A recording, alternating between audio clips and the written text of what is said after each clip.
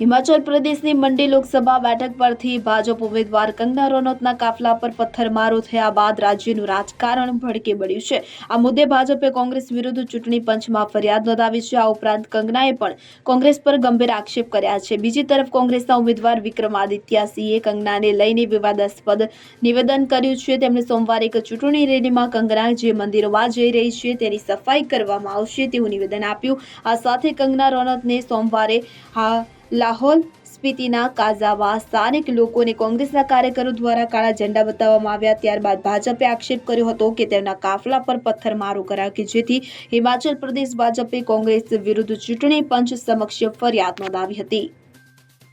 Bureau report CN24 news.